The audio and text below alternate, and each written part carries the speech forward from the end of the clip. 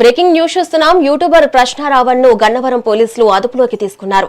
Deputy CM Pawan Kalyan పై అనుచిత వ్యాఖ్యల కేసులో జోసెఫ్ అలియాస్ రావణ్ అరెస్ట్ అయ్యారు.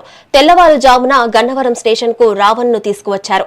పలు సెక్షన్ల కింద కేసు నమోదు చేశారు. బిఎన్ఎస్ సెక్షన్లతో పాటు 1967 ఉప చట్టం సెక్షన్ 39 కింద చట్ట వ్యతిరేక కార్యకలాపాల నిరోధక చట్టం కింద రావణ్ పై కేసు నమోదు చేశారు.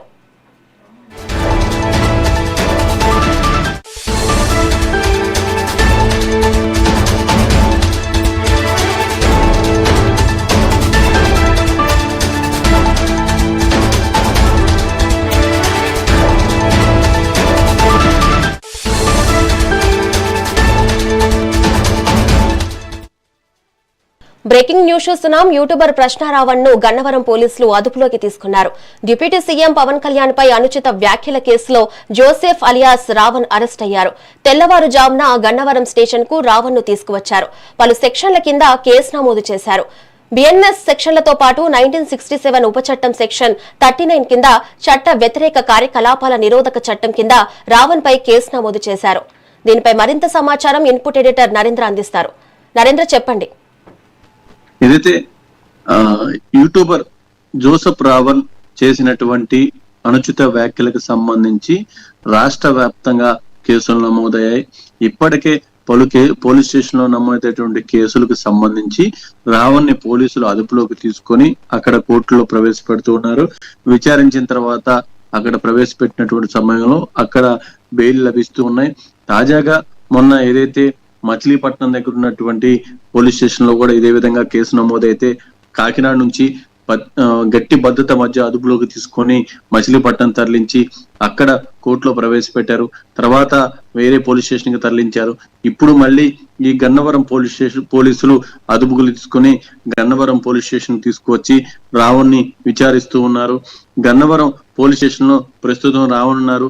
రావణ్ మీద పలు సెక్షన్ల కింద కేసులు నమోదు చేయడం జరిగింది. ముఖ్యంగా ఏదైతే చట్ట వ్యతిరేక కార్యకలాపాల నిరోధక చట్టం కింద ఇటు రావణ్ పై కేసు నమోదు చేశారు. ఉదయం నుంచి రావణ్ ని గన్నవరం పోలీసులు ప్రశ్నిస్తూ ఉన్నారు. ఒక పక్క ప్రజల మధ్య విద్వేషాలు రెచ్చగొట్టే విధంగా, ఘర్షణలకు పాల్పడే విధంగా, వాళ్ళని ప్రోత్సహించే విధంగా రావణ్ కుట్రలు చేయటం, ముఖ్యంగా దానికి సంబంధించి వీళ్ళు వ్యవహరించినటువంటి తీరు, బహిరంగంగా మాట్లాడినటువంటి విధానం, వీటన్నిటినీ కూడా పూర్తిగా రాష్ట్ర వ్యాప్తంగానే కాదు దేశవ్యాప్తంగా ప్రజలంతా కూడా చూశారు. ఒక పక్క ఆంధ్రప్రదేశ్ ఉప ముఖ్యమంత్రి పవన్ కళ్యాణ్ కి సంబంధించి అనుచిత వ్యాఖ్యలు చేసినటువంటి తీరు కూడా చాలా అభ్యంతరకరంగా ఉంది. ఈ మధ్య కాలంలో చాలా మంది తక్కువ టైంలో మంచి పాపులారిటీ తెచ్చుకునేందుకు, ప్రజల్లో గుర్తింపు తెచ్చుకునేందుకు జనసేన అధినేత పవన్ కళ్యాణ్ ని టార్గెట్ చేసి తీవ్రమైనటువంటి పదజాలంతో విమర్శిస్తూ ఉన్నారు.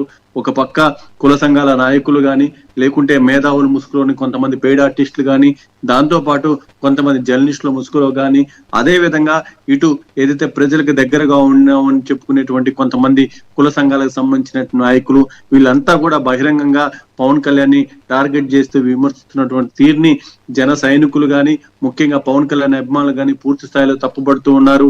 వాళ్ళకి సంబంధించి వాళ్ళు కూడా అదే విధంగా రియాక్ట్ అవుతూ ఉన్నారు. రావణ్ ఎక్కడ స్టేషన్ లో కేసు నమోదై అక్కడికి పోలీసులు తీసుకువస్తే ఆ స్టేషన్ ని జనసేన నాయకులు, కార్యకర్తలు పెద్ద ఎత్తున చుట్టుముడుతున్నారు. ఆ ప్రాంతంలో రావణ్ కి బుద్ధి చెప్పేందుకు ప్రయత్నాలు చేస్తూ ఉన్నారు. మొన్న ఏదైతే కాకినాడలో ఎలాంటి పరిస్థితి ఉందో, పాయకరావుపేటలో ఎలాంటి పరిస్థితి ఉందో మనం చూసాం. ముఖ్యంగా మచిలీపట్నంలో అయితే దారుణంగానే ఉందని చెప్పుకోవచ్చు. రావణ్ అక్కడికి తీసుకువస్తున్నారని తెలిసి పెద్ద ఎత్తున అక్కడికి జనసేన కార్యకర్తలు, నాయకులు చేరుకుంటే వాళ్ళని కట్టడి చేయలేక పోలీసులు కూడా పెద్ద ఎత్తున ఇబ్బందికర పరిస్థితులు ఎదుర్కొన్నారు. ఎక్కడా కూడా జన సైనికులు వెనక్కి తగ్గేటువంటి పరిస్థితి లేదు. ఇలాంటి వాళ్ళను వదిలేస్తే ఇలాంటి వాళ్ళు అనేక మంది పదే విధంగా వివాదాస్పదమైన వ్యాఖ్యలు చేస్తారు. పవన్ కళ్యాణ్ ఇమేజ్ డ్యామేజ్ చేసే విధంగా వాళ్ళేదో కొంత పేరు తెచ్చుకునేందుకు చేసేటువంటి ప్రయత్నాలని మేము ఒప్పుకునేదే లేదంటూ జనసేన నాయకులు, కార్యకర్తలు కూడా ఆ స్టేషన్ చుట్టుముడుతున్నారు. రావణ్ ఎక్కడికి వస్తున్నారో అక్కడ అడ్డుకొని బహిరంగంగానే బుద్ధి చెప్పేందుకు ప్రయత్నాలు చేస్తూ ఉన్నారు. అయితే ఇప్పటి వరకు రావణ్ కి సంబంధించి పోలీస్ స్టేషన్ లో వాళ్ళందరినీ తీసుకువెళ్లి ప్రవేశపెట్టినప్పుడు కూడా అక్కడ ఉన్నటువంటి న్యాయమూర్తులు వాటన్నిటిని కూడా వాదనలు విన్న తర్వాత బెయిల్ ఇస్తూ ఉన్నారు. ఇప్పుడు గన్నవరం పోలీసులు కూడా విచారించి కోర్టులో ప్రవేశపెడితే ఇక్కడ ఎలాంటి పరిస్థితులు ఎదురవుతాయో చూడాలి. ఏదేమైనప్పటికీ వైఎస్ఆర్ కాంగ్రెస్ పార్టీ కూడా ఇటు రావణ్కి న్యాయ సహాయం అందించేందుకు నిర్ణయం తీసుకుంది. నిన్న వాళ్ళ లీగల్ టీం కూడా మాట్లాడటం జరిగింది. రావణ్కి ఒక పక్క మొదటి నుంచి కూడా వైఎస్ఆర్ కాంగ్రెస్ పార్టీ వెనకుండి ఈ విధంగా చేపిస్తుందన్నటువంటి విమర్శలు కూడా వెల్లువెత్తుతూ ఉన్నాయి.